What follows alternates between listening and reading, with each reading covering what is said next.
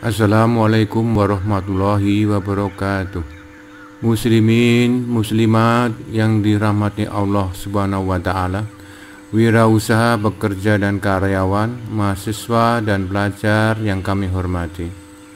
Materi ke-8 bekerja dengan iman kali ini topiknya adalah kisah tali yang membawa rezeki.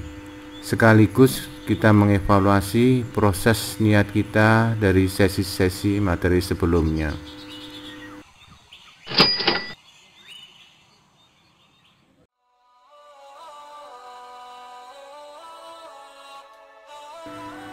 Kita mulai kisah tali ini dengan sabda Rasulullah, yaitu, "Sungguh lebih baik salah seorang di antara kalian mengambil beberapa utas tali miliknya lalu pergi ke gunung." Yang dimaksud tali di sini yang disebut oleh Rasulullah adalah perumpamaan dari segala sesuatu yang dapat digunakan untuk amalan atau untuk usaha.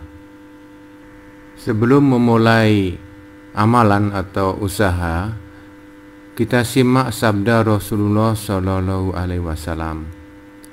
Segala amal perbuatan tergantung pada niatnya, dan seorang itu akan memperoleh balasan sesuai dengan apa yang diniatkan olehnya. Barang siapa yang hijrahnya kepada untuk Allah dan Rasulnya, maka hijrahnya itu kepada Allah dan Rasulnya. Begitupun barang siapa yang hijrahnya untuk kesenangan dunia yang hendak didapatkannya, atau karena wanita yang akan dinikahinya, maka hijrahnya itu hanya kepada apa yang diniatkannya. Setelah kita bahas niat, kita lihat firman Allah sebagai berikut. Apabila salat telah dilaksanakan, maka bertebaranlah kamu di muka bumi, carilah karunia Allah. Di sini jelas-jelas Allah perintahkan kita untuk menunaikan salat terlebih dahulu sebelum kita melakukan usaha mencari rezeki dan karunia-Nya. Rasulullah Shallallahu Alaihi Wasallam bersabda, ketika ia melaksanakan salat, seseorang hamba tengah bercakap mesra dan akrab dengan Tuhannya. Maksud hadis ini, salat sebagai amalan untuk bercakap mesra, berkomunikasi mesra dan akrab dengan Allah Subhanahu wa taala. Setelah kita melakukan niat amalan karena Allah, lalu kita salat berkomunikasi dengan Allah, berikutnya adalah bertaubat untuk membersihkan diri kita saat kita berkomunikasi dengan Allah. Kenapa kita harus bertobat? Ini yang disebut oleh Allah. Dan bertaubatlah kamu semua kepada Allah, hai orang-orang yang beriman, agar kamu beruntung. Itu di surat An-Nur ayat 31. Maksudnya, setelah kita bertobat, agar kita mendapatkan keberuntungan pada setiap amalan atau usaha yang kita lakukan. Dikuatkan oleh Rasulullah, wahai manusia, bertaubatlah kalian kepada Allah dan mohon ampunlah kepadanya.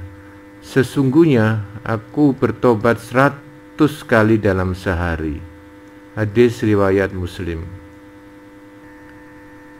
Dengan bertobat kita dapat keberuntungan. Lalu bagaimana dengan takdir buruk atau musibah yang akan kita hadapin dalam setiap amalan atau usaha? Kita simak sabda Rasulullah Sallallahu Alaihi Wasallam. Yang dapat merubah takdir hanyalah doa. Yang dapat menambah umur hanyalah amalan kebaikan. Oleh sebab itu, perbaiki doa kita agar bisa menghindarkan atau mengurangi akibat takdir buruk. Melanjutkan sabda Rasulullah Shallallahu Alaihi Wasallam di atas tentang tali. Sungguh lebih baik salah seorang di antara kalian mengambil beberapa utas tali miliknya lalu pergi ke gunung. Kemudian pulang dengan membawa seikat kayu bakar di atas punggungnya.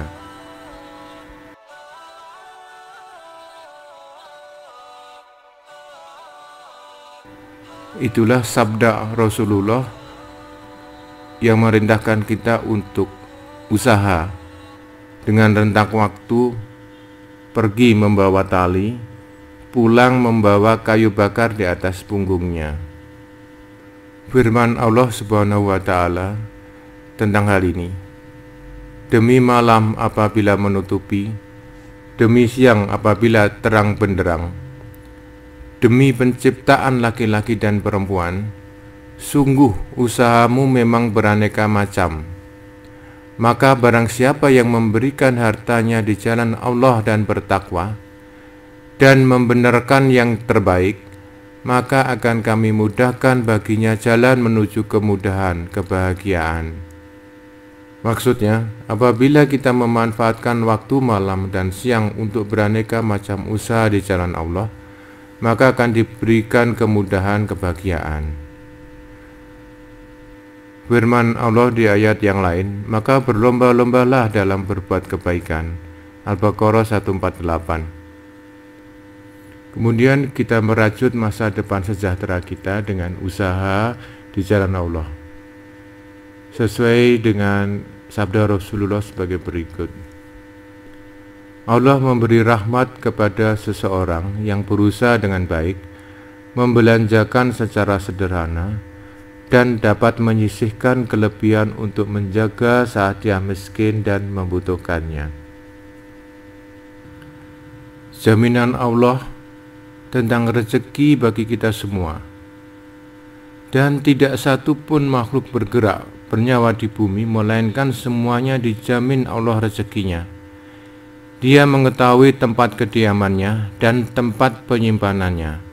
Semua tertulis dalam kitab yang nyata, Lauh Mahfuz.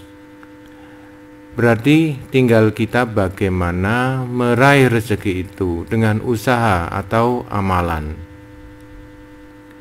Akhir kisah tali yang disebut oleh Rasulullah selengkapnya adalah, sungguh lebih baik salah seorang di antara kalian mengambil beberapa utas tali miliknya, lalu pergi ke gunung, kemudian pulang dengan membawa seikat kayu bakar di atas punggungnya, lantas menjualnya, hingga dengan itu Allah mencegah dirinya meminta-minta, daripada ia meminta-minta kepada orang lain, baik mereka memberinya atau menolaknya. Hadis riwayat Bukhari.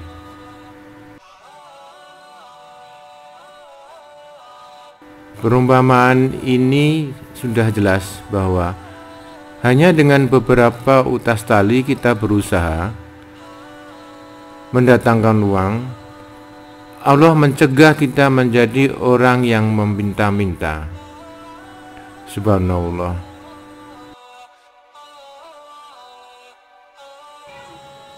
Kita evaluasi rencana amalan atau usaha kita. Sudahkah kita siap untuk melangkah ke ikhtiar?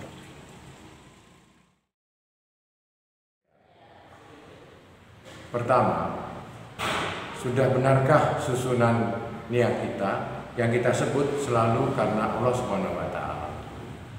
Kedua, bagaimana komunikasi kita dengan Allah Subhanahu wa Ta'ala yang kita lakukan dengan sholat? Sudahkah kita membersihkan diri dengan taubat dan keberuntungan yang selalu kita dapat pada saat kita melaksanakan amalan atau usaha? Bagaimana dengan doa-doa kita? Sudahkah Allah Subhanahu wa Ta'ala mengijabah? Apakah semua yang kita lakukan tadi, yang disebutkan tadi, kita masukkan di dalam susunan jadwal kita sehari-hari? Sudahkah kita merencanakan masa depan kita sejahtera? Kita muhasabah, melakukan introspeksi diri, dan perbaiki kekurangan-kekurangan kita bila ada, sebelum kita melangkah ke aktivitas amalan-amalan, usaha-usaha dengan ikhtiar.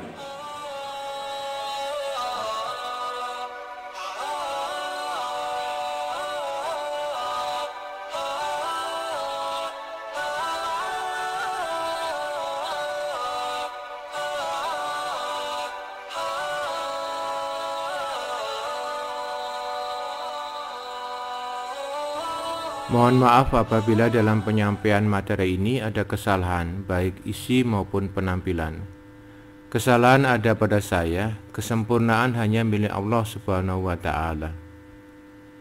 Subhanakallahumma wa bihamdika asyhadu an la ilaha illa anta astaghfiruka wa atubu ilaik. Wassalamualaikum warahmatullahi wabarakatuh.